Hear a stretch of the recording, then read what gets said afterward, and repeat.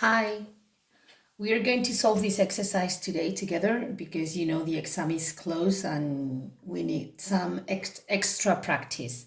So let's go. This will be useful to understand rationalization and how to add and subtract radicals. So we need to operate with these fractions. Remember that to subtract fractions, we need to have the same denominator. It would be very difficult to find a common denominator between these three denominators, among these three denominators. So what we are going to do is rationalize first and then try to add the fractions. So to rationalize this denominator, remember that we think if I had, instead of this denominator, if I had this, 2 minus square root of 5, this is what I have. But if I had as well this, that would be a perfect situation because this would be an addition times a subtraction that equals the square of the first minus the square of the second, and the roots will disappear. So let's make this denominator look like this, okay? Let's do it. So this is the conjugate of this one, right? By the way, it is called the conjugate. It is the same binomial, but we have to change the sign, okay? So let's go. We put this like it is. We add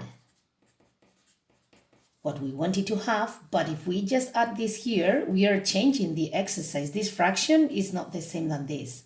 But if I multiply the numerator by the same thing, this is the same fraction than this, because if in a fraction I multiply numerator and denominator by the same thing, the fraction doesn't change. Okay, and what happens with this? It is similar to this one. Here I have an addition, so I think if I had the addition times the subtraction, that would be nice because this will transform into square of the first minus square of the second, and the radical will disappear. Perfect. Let's do it.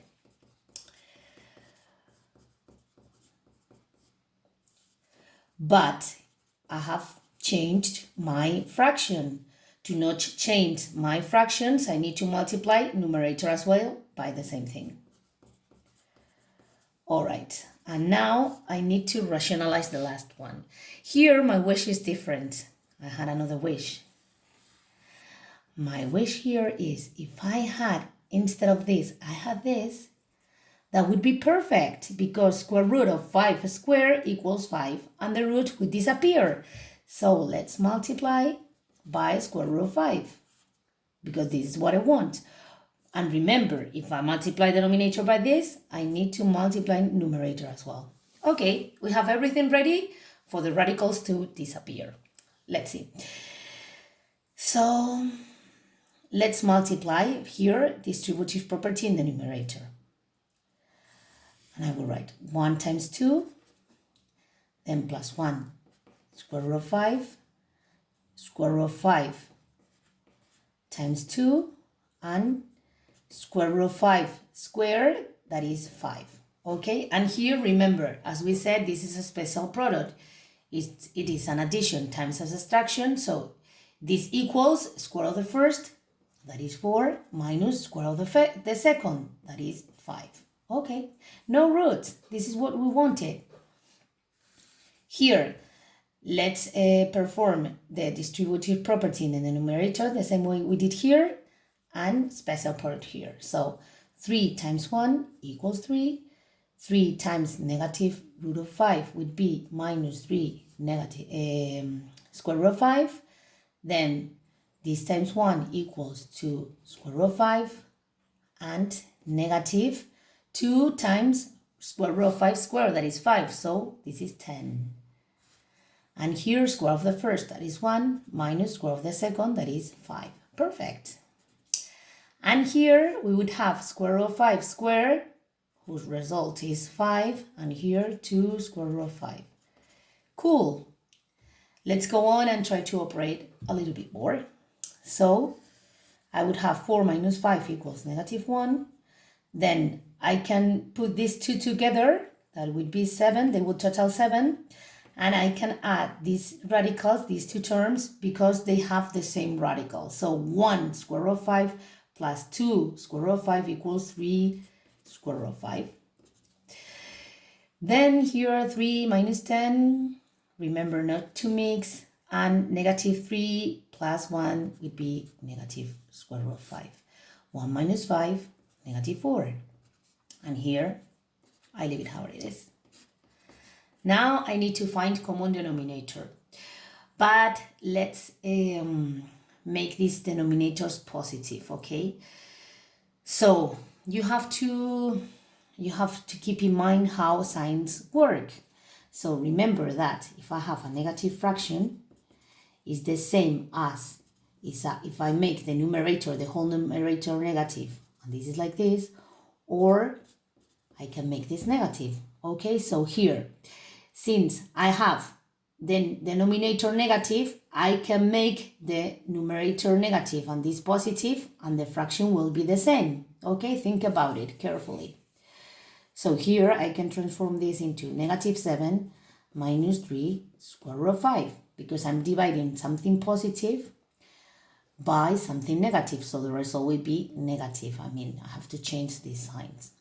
Here, look, I can, if I have a negative denominator, I can place it here, but since I have a negative sign here, this will become positive. And I can transform the denominator into a positive number. And here, the numerator would be the same. Like this.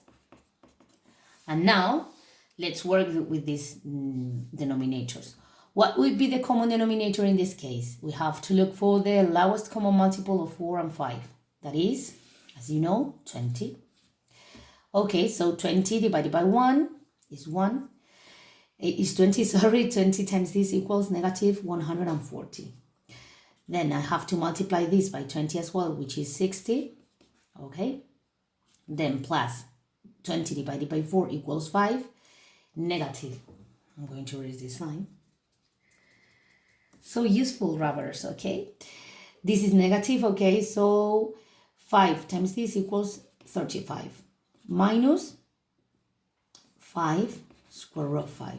And then minus 20 divided by 5 equals 4 times this equals 8 square root of 5.